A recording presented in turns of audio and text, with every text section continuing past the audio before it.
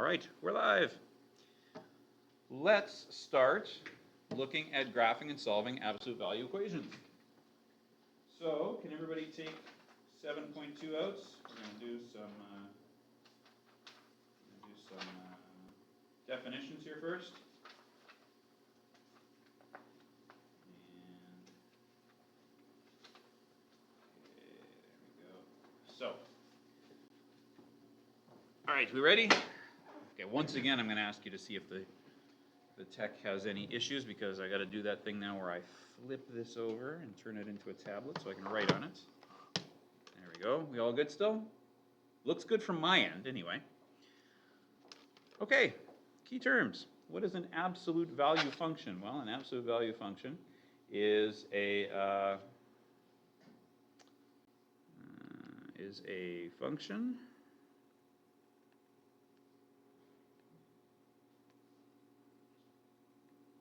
that has its variable contained within an absolute value bracket. Okay. And an absolute value equation. Are you guys okay with ditto marks? Okay, I am going to go, I'm going to go ditto mark on this. I'm going to say it's an equation, and then dittos.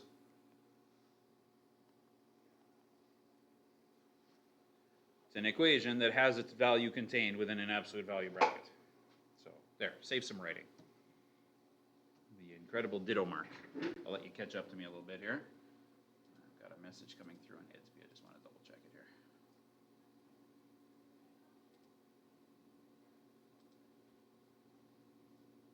Oh, okay. Well, look at that. All right. A piecewise function is a function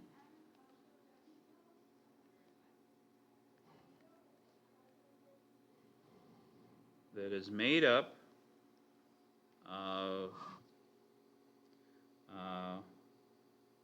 more than one individual functions with restricted domains. And if that's weird and doesn't make sense to you, don't worry, it will by the end of this lesson. A good example of that would be something like, I'm going to just maybe make one real quick. There's lots of room in here, right? If you didn't write too big, you've got some room to make a little sketch. So let's do an example. How about, for example, I'll say that I have a function. Remember function notation? Function of x is that x, actually I don't even need to put x equals, I'll just put x equals. I should maybe put a bracket. Okay, I'll say that x, no, I've decided, I've changed my mind. I don't want an x there. Okay, so f of x is equal to, I'm going to say f of x is equal to 2 when I go from, when x is greater than or equal to 0.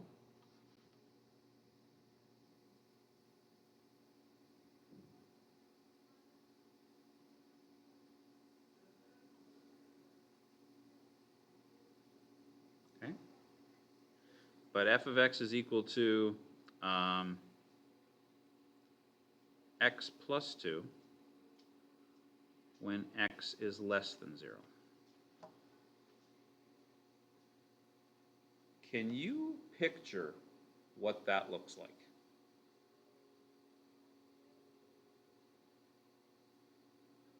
Just want you to think about it. Why don't we get ourselves a little grid here? What does that look like? There's my y-axis. and there's my x-axis. When x is greater than 0, x is 2. Oh, that's this line right here. Remember? Y is equal to 2. F of x is 2, so y is equal to 2. So that's the line. Remember, it's a horizontal line when y equals 2. Remember, f of x is the same thing as saying y, right? Now, when I'm to the left of 0, when x is less than 0, I am the equation x plus 2. Okay, what does the equation x plus 2 look like?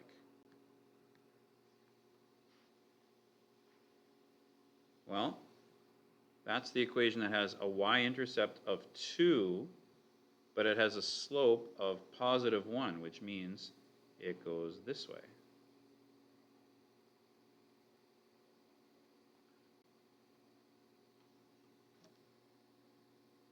So this is the part where y equals 2, and this is the part where y equals x plus 2. Those two things together make one continuous function. Now, I don't know if you remember this or not, but I'm going to ask you to recall a couple things. Recall, a function has to be 1, 2, 1. How many people from grade 10 remember something called the vertical line test? I'll keep my eye on the chat, or I'll listen in. Somebody could turn on their microphone. Who could remind me what the vertical line test was for? I'm kind of curious. I really don't know if functions was one of the units that you guys got kind of gypped out of with the whole COVID thing in semester 2. So that's why I'm kind of reviewing it a little bit. Does anybody remember what the vertical line test was for? Feel like sharing? Come on, I want to hear some. Getting tired of listening to myself talk all day. So you guys. There we go. If 2 points are on the same x, then it's not a function. That's right. It's one way to check if 2 points are have the same x value. That's exactly right. If I draw a vertical line, here I'll make it a different color. If I were to draw a vertical line, I'll use red, I should be able to only hit my function once. If I hit it twice, it's not a function. So that's why, does everybody notice, I'm going to highlight this, everybody notice that this one's a greater than or equal to, and this one's a less than. It's important, very important, that they don't both have an equal sign on them. Because if they did, then my vertical line at 0 would hit the function twice. It would hit it on this line and on this line. And you can't have that happen in a function. A vertical line can only hit a function once. And the reason for that is that a function is basically a rule. A function is a rule that you apply to values. I put in the x number and out comes the y number. When I put in the x number of 1, I put it in here, out comes, well, let's see, out comes 2. Right? When I put the function value of -1, out comes 1. I can't have two different outputs for the same input. Rules don't work that way in math. So every input has to have a unique output, which means every x has to have a unique y, which means that every vertical line has to hit the function once. So if you remember that, that is going to be very important a little later on. And again, the thing that I just did here is called a piecewise function.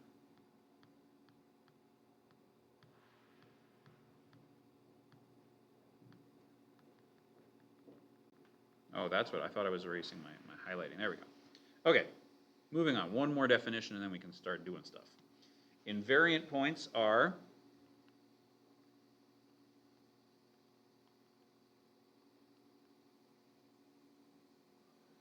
I should probably put coordinate points, but you get what points means. Points of a graph defined by a function that don't change when you perform an operation on that function. Okay, we'll look more at what invariant point means as we move on. So that's our notes for the first part. or our word notes. Now we're going to do some graphing. We're going to fill in the table of values and sketch f of x equals x and g of x is equal to the absolute value of x. Now I hope it doesn't confuse people. Again, I don't know what your functions background was. I know there were some teachers last semester who they left the functions unit to the end, and I don't know if they got through all of it.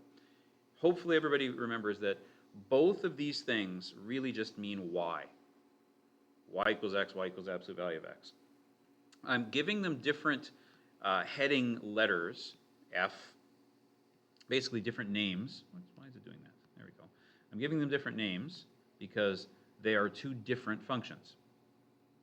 But they basically both say the same thing. They both say y equals something. So from there, I'm going to say, all right, well, if f of x is equal to x, this is an easy table of values. Right? Basically, this is saying y equals x, so the x values don't change. The rule is times x by 1. That's my function rule for f of x. You could maybe say times x by 1 and add 0 if you want to think slope and y-intercept. Or you could say the function is to leave the x values alone. Output equals input. Now, for the second function, g of x, these guys don't have their negatives anymore. You get to treat them as if they're positives. In fact, graphically, they are positives. So let's use two different colors. Oh, I should have, you know what? I'm going to put this in two different colors. Blue. You don't have to change colors if you don't. So 3, 2, 1, 0, 1, 2, 3. Okay, so first of all, in black, what does the f of x look like? Well, it's the good old line y equals x. It goes through 0, 0, 1, 1, 2, 2, 5, 5, 10, 10. Negative 10, negative 10. It's this straight line. I'm going to try using my line drawer again. I wasn't all that successful with it yesterday. Let's see if I can do better today. Oh, that's pretty close. It's off a little. I'm going to try one more time. One more.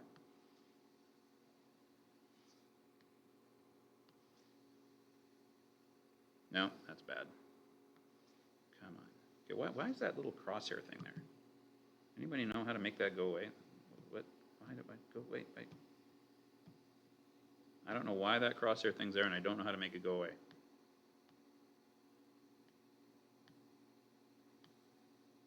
That is so strange. Oh, but look what it did. It messed up all my dots when I did that. What did you do in math today? Oh, we watched my teacher learn how to use this technology. It's very exciting.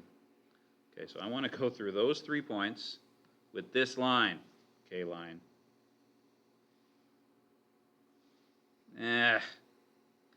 I should be able to just move the line, but it doesn't let me move the line.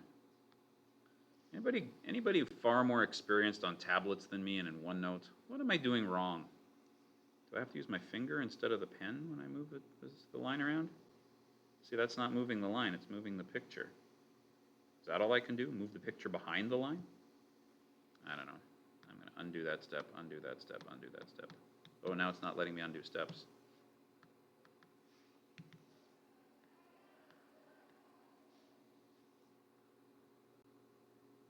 Okay, I'm just drawing a freehand.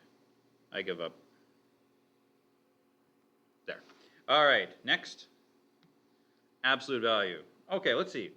When x is negative 3, y is 3. That's right. Oops. Blue. That's right there. When x is negative 2, y is 2. When x is negative 1, y is 1. And then every other point is the same points that we had on the other one. So the graph looks like this. It's a V.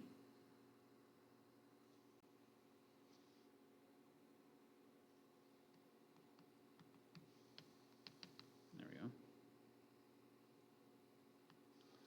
I am having all kinds of issues with the tech today.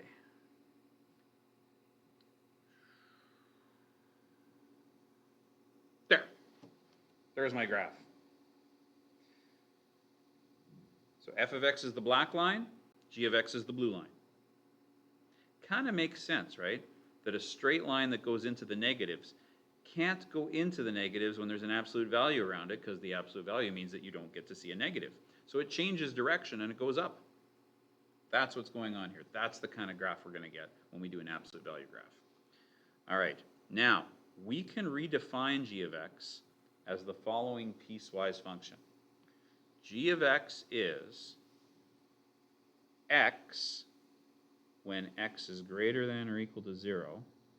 G of x is negative x when x is less than 0. And there we go. Oh, there's the definition again. A piecewise function is a function composed of two or more separate functions or pieces, each with its own specific domain that combine to define the overall function. Oh, they're much more technical than I was. People are trying to help me here. I think it's from the white circle on the arrow. The one to check, yeah, try using the tips of the arrows. I tried that. I was touching the tips of the arrows, and then that didn't work, so I tried touching the middle of the line. I know when you're drawing in Microsoft Word and you're doing a shape, just touching the end affixes the other end to a specific point, so you can kind of rotate one end and not the other. This one doesn't seem to want to work that way, which is weird because it's a Microsoft product, but oh well. I'm still new to this. I'll get better at it. Okay, any questions so far? I know this thing here looks kind of weird, like what? That doesn't look like an equation to me, but it is. This is just an equation. It's saying that my output is this input over that range, or that domain, and it's this output over that domain. And, you know what we can do? We can graph this stuff. If you happen to be, now there's some people here working on their phone, in which case, well, maybe you better just leave your Teams meeting as the only thing you're doing. But those of you who are on tablets or desktops or laptops, if you want to open up another window and open up Desmos, we are going to take some time to play with Desmos a little bit. So I'm gonna open my Desmos, and here it is. And there we go. Can everybody see my Desmos screen? Again, let me know if my tech is failing me as we go. So here's Desmos, and I'm going to graph f of x equals x. There it is. Perfect. And I'm going to graph g of x is the absolute value of x, which is again that one. Again, I can turn this one off, and there it is, right? There's the absolute value of x. It's just a linear equation, diagonal, but it can't be negative. You can't get negative answers outside of an absolute value bracket.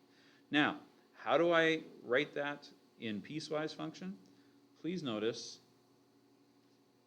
there it is in Desmos. Now that might look really confusing, but if you look closely at what I've typed there, it's actually the same thing I wrote down, only in a different order. So please notice again the red one, the green one, the red one, the green one. Oops, me and my clumsy finger. The red one, the green one, the red one. They're the same graph, right? So clearly this piecewise presentation is the same thing. It's kind of like I answered the question. I answered the question, hey, if I had to write this equation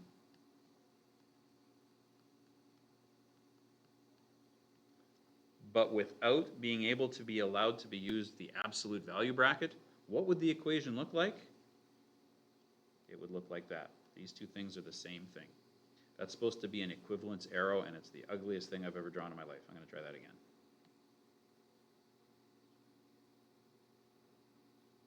That's a little better. Okay?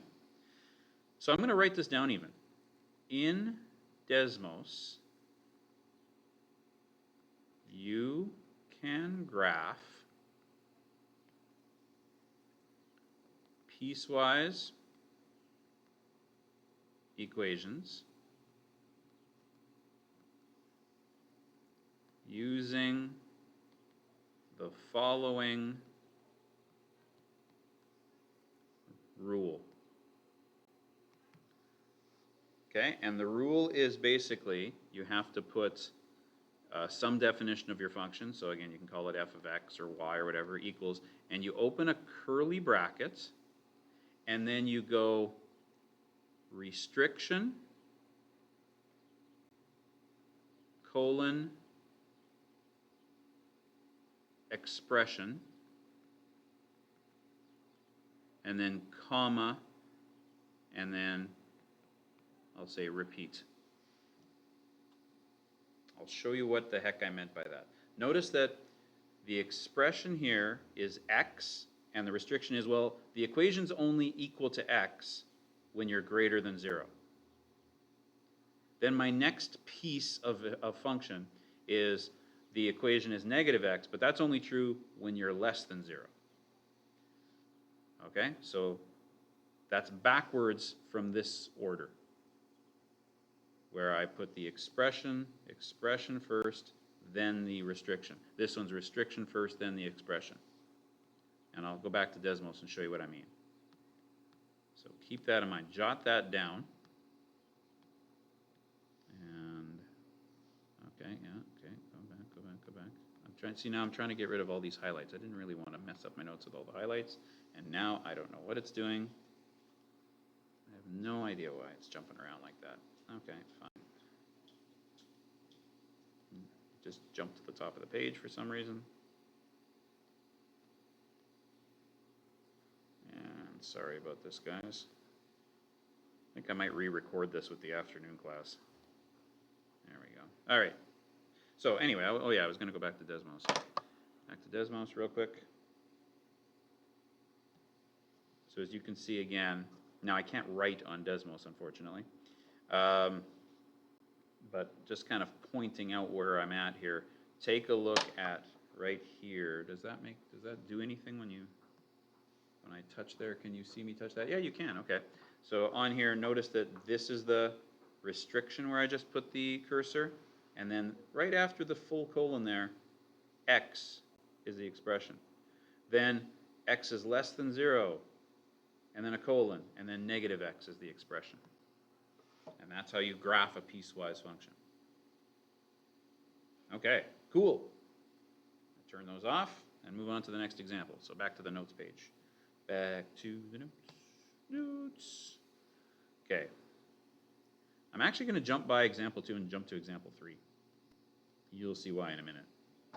And I'm going to look at a vista here. There we go, finally. Geez, example 3. Okay. So can everybody jump to example 3? Don't worry, we'll come back to example 2. Is there no closing bracket? That's an excellent question. The question I'm seeing in the chat, for those of you who don't have chat open, is there no closing bracket on the piecewise function? And the answer is no. You have to type that in Desmos, or I think it'll just put it there for you even if you don't type it in. But when you write it down on a piece of paper, it's kind of just a weird open bracket. And if you've ever seen that bracket before, it's like, oh, I remember that bracket from grade 10. That's our set notation bracket, right? That curly bracket. So no, you don't close it actually. So good question. You're probably thinking, oh, he just forgot to close his bracket. No, you actually don't close that bracket. Okay, consider the absolute value function y is equal to the absolute value of 2x minus 3. Are you considering it? Okay, well, first we're going to determine the y-intercept and the x-intercept of y equals 2x minus 3. Now, do you remember how to find that? The y, oops, hang on. Let's try that again.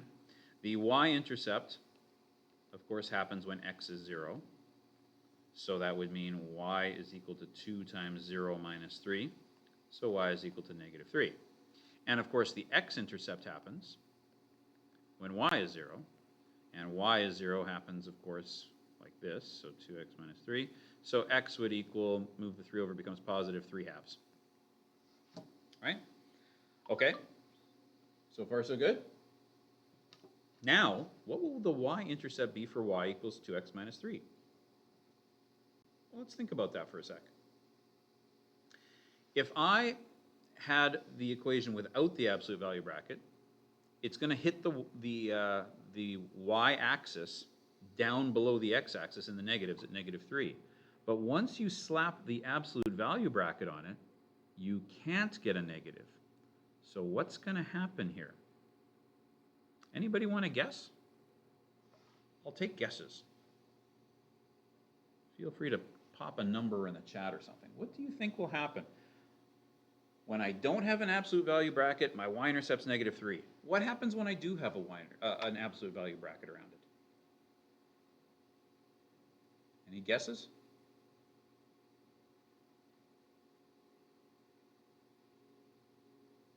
No guesses. Okay, that's fine. Let's sketch the graph and see. How do we sketch this graph? Well, here's something that's important. Y-intercept is 3/2. That's 1.5, right? So that's right here. That is what we call an invariant point. I might even go up and put that down there. The X intercept is an invariant point. Right? So everything now, let's see. So from there, the slope is 2, right? So slope of this line is 2 over 1. So I can say, all right, we go up 2 over 1, up 2 over 1, up 2 over 1, and there's the line. Something like that, right? But what's it doing to the left of that dot? Well, remember, absolute value means it can't be negative. Now, normally, if this line had been allowed to continue on its journey to the left, it would have gone through here. And then it would have gone through here. It would have just kept on going its merry way. But what happens to all these negative points I have on this imaginary dotted line? They all become positive. So this -3 ends up being +3. In other words, any linear equation that would be a straight line is going to become a V, where the bottom half of the V is the reflection. It's like the x-axis here becomes a trampoline. And this line that was merrily heading its way this way, and you'd think, oh, it's heading towards -3 where the y-intercept is, boing, it bounces up and it goes that way. Can you kind of notice that this line and this line are mirror images as if the x-axis was a mirror? Okay, now, what's the domain of this thing? Well, the domain is x can be any real number you like. But what's its range? Well, y can't be any number you like. Y has to be greater than or equal to 0. Now express it as a piecewise function. Okay, I'm going to use two different highlighters here. The yellow highlighter, this part here, what equation is that? Well, that's just the equation 2x minus 3. So as a piecewise function, I can say that y is equal to, open big curly brackets, it's equal to 2x minus 3. But is it 2x minus 3 everywhere? No, it's only 2x minus 3 starting here, but going to infinity. So it's 2x minus 3 when x is greater than or equal to 0. Okay, different colored highlighter. Use green. What about this part of the graph? You're probably thinking, well, it's 2x minus 3. Oh, no, it's not. 2x minus 3, had it kept going to the left, would have gone this way. It doesn't go that way. It bounces and goes up. Does anybody have any guess as to what equation makes the line that I've highlighted green? This part's pretty easy, I bet. You'll know that the green line only exists when x is less than 0. But what equation is that? Anybody want to guess? Can you figure it out? How about I give you a minute to try to figure it out? See if you can figure out what goes in this blank space right here. And again, I'm recording, so I don't want to say people's names, but the first person in chat nailed it. Good job. It's actually -2x plus 3. You can kind of see it, right? Here is the plus 3. Oh, that's a terrible. Let's use red. There's the plus 3, right? There's the y-intercept. And its slope is down 2 over 1. Or up 2 left 1. It has a slope that's the exact opposite. In fact, these two equations are opposites. Right? the negative of 2x minus 3 is 2x, negative 2x plus 3. Does that make sense? That's what an absolute value does to a graph that crosses the x-axis. It makes it its opposite, which is really kind of cool. All right, so straight lines are going to behave that way. Guess what we're going to do now? We're going to go back to Desmos for a second, and we're going to try playing with this on Desmos. Okay, so let's see. Desmos. Again, if you have a device that allows you to see Desmos, by all means you can go to Desmos. Otherwise, just watch me. So here was the equation. Y is equal to 2x minus 3 in an absolute value. And then how do I write that equation using Desmos? Well, if I'm not allowed to use an absolute value bracket, and I have to do it in piecewise, when x is, oh, wait a minute, hang on. Oh, guys, mulligan on this one. I'm definitely going to re-record this afternoon. I've just made a mistake. Okay, come on, go back. Go back to where you were. This is a mistake. Does anybody see my mistake?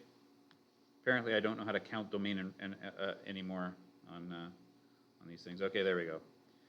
Sorry, it's a piecewise function. This equation here, which I highlighted in yellow, does not start when x is 0. Does this point here look like the point where x is 0? No, yellow, that's not where x is 0. What is that point? That point is, yes, somebody put it in the chat, they have the right idea. That point there is the x-intercept of my original equation, because the x-intercept is an invariant point. So please change in your notes this to that spot there, which is of course the spot 3/2. And then x is less than 3/2. Sorry about that. That was an absolute brain cramp on my part. Okay, now let's go to Desmos.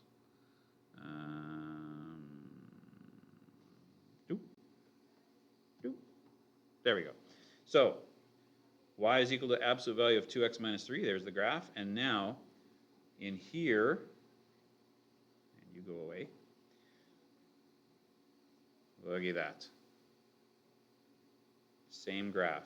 X is greater than or equal to 3/2 when I have the expression 2x. And x is less than 3/2 when I have the expression negative 2x. Oh, don't forget the minus 3 and the plus 3. So it's actually just the piecewise function written sideways, and you put the restriction before the expression. I can maybe go back to OneNote and make sure that that makes sense to you. That again, in the piecewise function, let me just back up. Go back to the couple pages ago. This part here is of course called the expression. And these two parts here on the right are called the restrictions. There we go. All right. So, do we need to talk anything else about example 3 before we move on? I don't think so. I think that's pretty much all we need to talk about. Now let's do a tough one. Hopefully by this point people can maybe start getting the picture that any straight line is going to turn into a V if you slap an absolute value around it. Let me just go back to Desmos. We'll just sort of prove that's true. Let's turn those ones off. Give me any kind of straight line. How about y equals, oh, hang on, a capitalized y. I don't like that. Let's go try that again. Y, don't capitalize my y, equals, I don't know, 2, how about, let's do one that goes down. Negative 3 x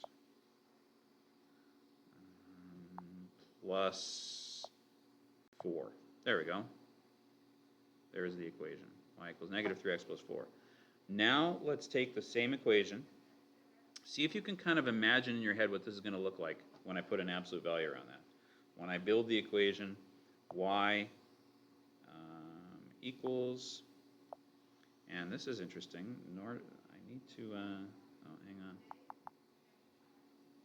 How do I, where's my absolute value bracket? When I'm typing in Desmos, it always comes up, but for some reason it doesn't on my tablet. This This is the keyboard from the tablet, not the keyboard from Desmos. There's the keyboard from Desmos. You were hiding on me.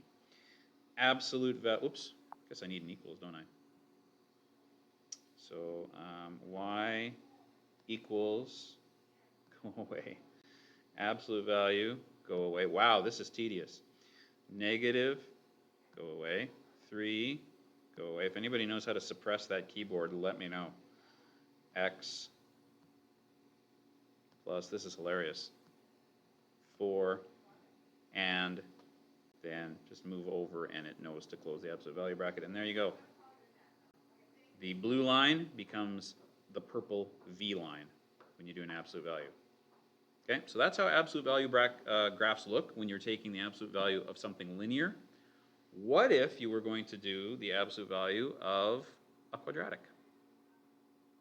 So let's think about that. So go back here to, actually I'm going to close those. And back to OneNote. There we go. Okay, oops, wrong way. So go back to example 2.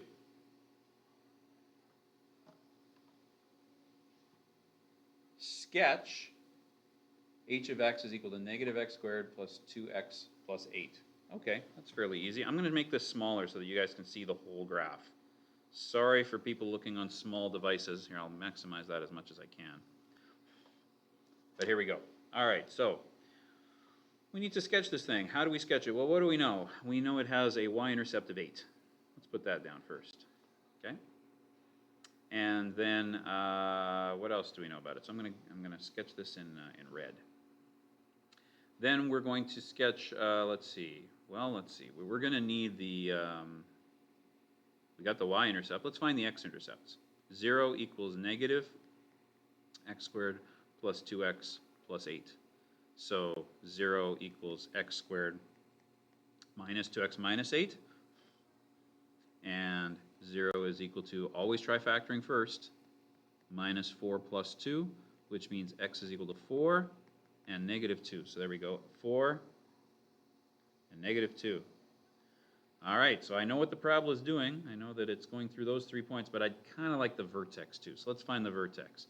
So h of x is equal to the negative of x squared minus 2x blank plus 8 blank. All right, what goes in the 2 blanks?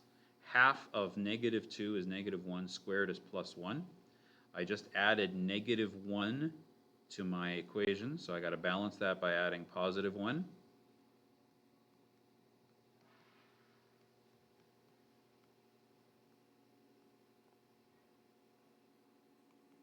So my vertex is 1, 9, which is right there.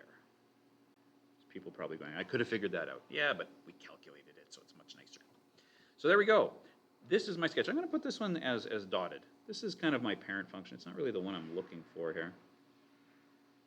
I'm going to just sort of dot that. I'm going to use a different, oh, that's terrible. Try to make a nice pretty parabola for me, would you? Ooh, that's not much better, but it'll do. There we go. All right, now we want to sketch the absolute value of it. Okay, so try to use your imagination here, guys. What's going to happen to the absolute value of this graph? I'm going to do it in black, right? Well, guess what? This point won't change, the absolute value of 0, 0. This point won't change, the absolute value of 0 is 0. All of the positive points won't change.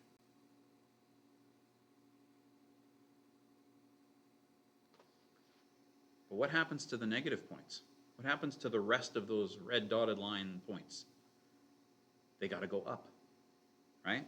So instead of going down, they suddenly go up.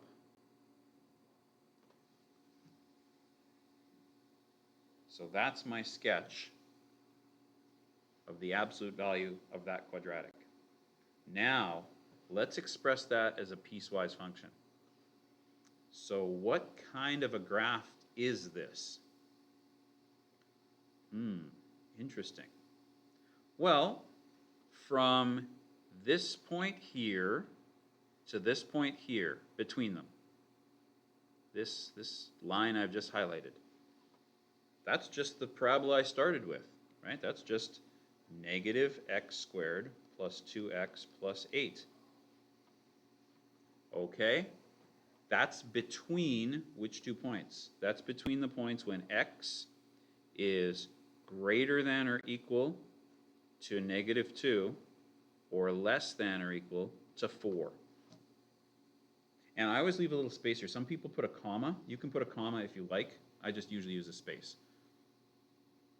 Okay? Just to make sure you can tell that that doesn't say 8 minus 2. Okay? Okay, that took care of the yellow highlighted part. What about these parts?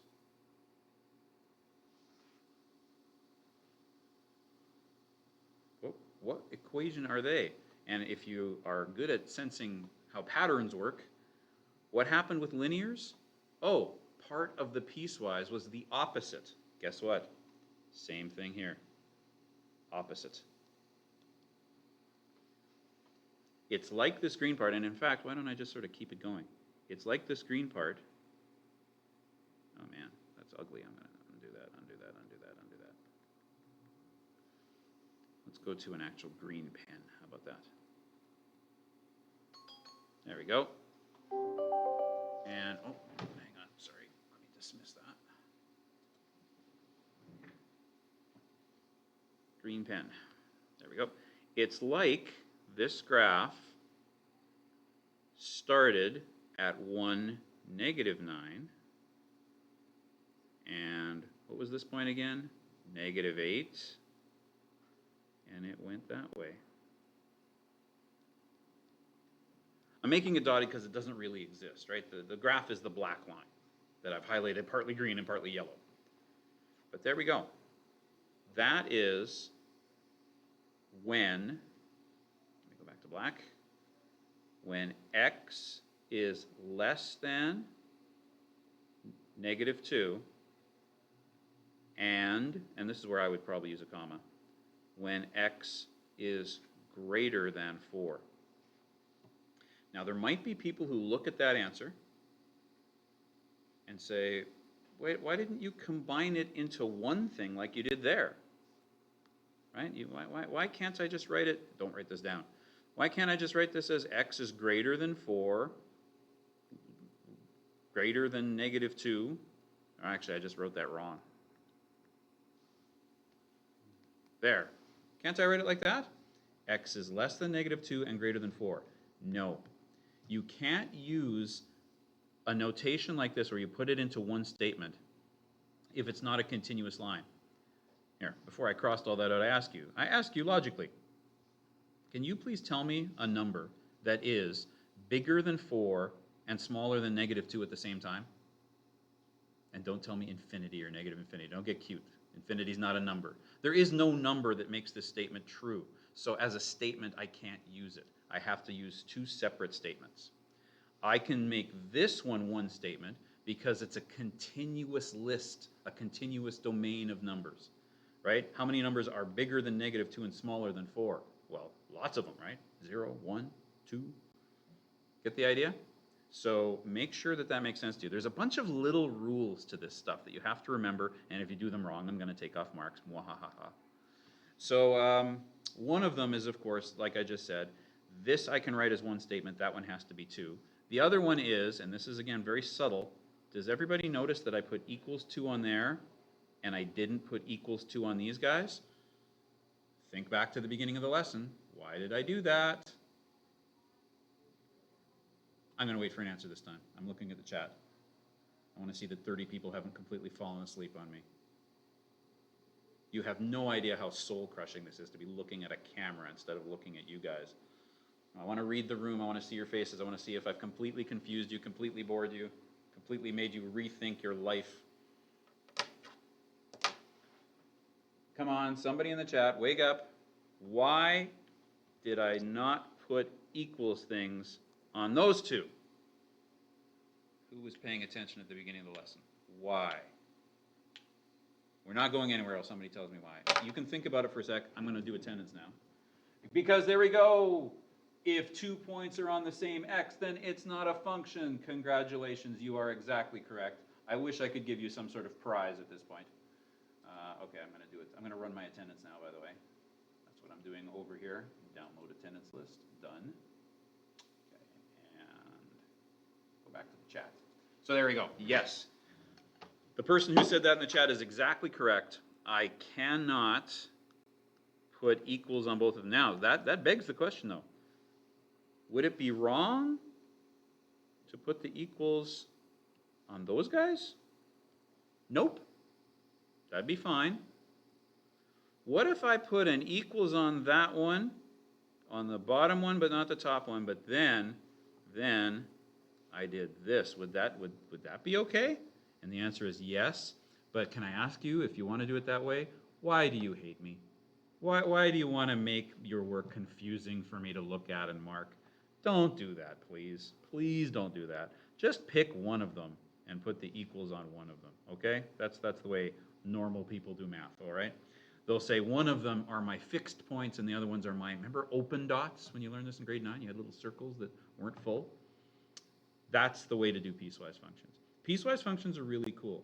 Now, I did promise you the other day that I actually wasn't going to assign any homework. I'm going to actually, well, first of all, maybe before we leave this stuff, how much time do we have again? Oh, Wednesdays still confuse me. 11:20. Oh, I got like 8 minutes. Holy cow, I've been talking too long. Okay, anyway, let's quickly go back to Desmos and show you again. Even a big complicated one like that, I can do in Desmos. It's really cool. So here is the original, let's go down. Here's the original function, parabola. Parabola. And then I make it its absolute value. What does that do? And this actually answers the last question on the page we're on in our notes. What does the absolute value do to it? How do you describe in words what it does? Well, I would describe it as it turns the x-axis into a mirror, right? It bounces these downward purple lines up into the top half of my Cartesian plane, okay? How do I make, okay, I'm going to make the purple and go way down. How do I make that graph without using the absolute value brackets? I have to type in this great big long, and oh boy, is it long. Let's see, can I just move it over? Yeah, no, it doesn't let me do that. I was going to see if I could just move the cursor, but I can't move the cursor. You're probably saying, just use the keypad. Well, I don't have a keypad because I've got this in tablet mode. But anyway, you get the idea. It's this big long thing, and oh, I think I just messed it up. Oh yeah, I did. Hang on, I gotta put that x back there. Lowercase x, there we go. There we go, and it's red, it's black, it's red, it's black. Tell you what, I'm not assigning anything. If you did all the homework I assigned yesterday and you got no math to do tonight, oh my word, a night without math, that's a nightmare. That's not a night, it's a nightmare. Please feel free to just take some time tonight, go over these notes a little, and play with Desmos. It would be actually really great. Those of you who are going into the Intro Cal next semester, I really need you to know how to graph things on Desmos. And actually, this absolute value stuff does come up in the Intro Calculus course quite a bit. And so does piecewise functions. So if you can kind of, feel free to screenshot what I've got there and try it yourself. See if you can make, first of all, the black graph, and then can you turn it into the red graph? In other words, can I make the same graph without having to use my absolute value function because I can use the piecewise function?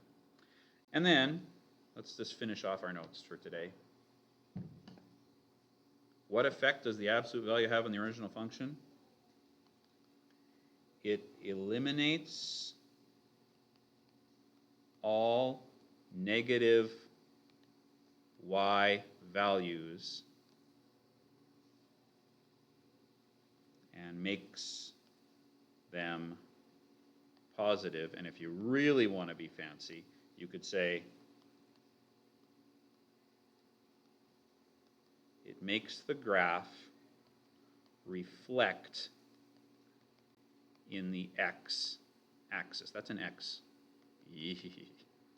There. And that's as far as I'm going to go today. We'll do a couple more examples tomorrow before I actually assign some more stuff from the book. On the blog, I did actually, if there are people who, again, who just love to have to work ahead, it's like, what? A night without math homework, what will I do with my life? then by all means, I do have some, I did add some of the next assignment on there, but I did write also, what did I say? I said, yeah, I'll assign it officially tomorrow and add to it. Notice we've hit a part in the book where we got that thing where, again, we can't do odds because there's questions where, you know, like question 80 and question 81 and 82 are really all just parts of the same problem. So notice it says all questions again here, all questions. So 1 to 39, yeah, just do the odds. That's just arithmetic, basically. But starting from 80 to 99, and again, I'm going to add to that tomorrow, y'all got to do all the questions. Okay, that's it for today. I'm tired of listening to myself talk. I'm going to go back and I'm going to delete this video. I'm going to try recording it this afternoon, and hopefully I have less tech issues, because that was goofy. So if there's any part of this lesson you want to watch again, you're going to have to wait till I post the video, like, after lunch. No, sorry, at like 3:30. Haha. Yeah, that's it. You guys can take off now. I've already done attendance. You know what? Tomorrow, before maybe just last thing before you leave, tomorrow I'm going to ask you guys to turn on your cams and wave flow, because it is going to be mostly a work period tomorrow, but I do have to take attendance. You do have to be here. Look, I don't make the rules. I just work here. And they're saying that they've already discovered that some kids are just logging in for their friends. It's like, hey, here's my phone. Go log in so I can sleep in. They can tell that because they can tell through Teams that you've logged in through the same IP address. So yeah, you're using your friend's Wi-Fi, you're at their place, or your phone is at their place and you're not really there. I actually don't think anybody in this class is doing this, but I guess there's some students who have figured out a nice little way around having to show up in the morning. So they're telling us at least once or twice a week, can you please get them to turn on their cams and wave hello? So let's do that tomorrow. Tomorrow, everybody has to turn on their cam and wave hello. So you make sure it can be, you know, neck up if you want to stay in your pajamas. I'm cool with that. And you know, if you want to put on your makeup or comb your hair or whatever you got to do, tomorrow I'm making you turn on your cam. All right. Have a good rest of your day, everybody. Bye.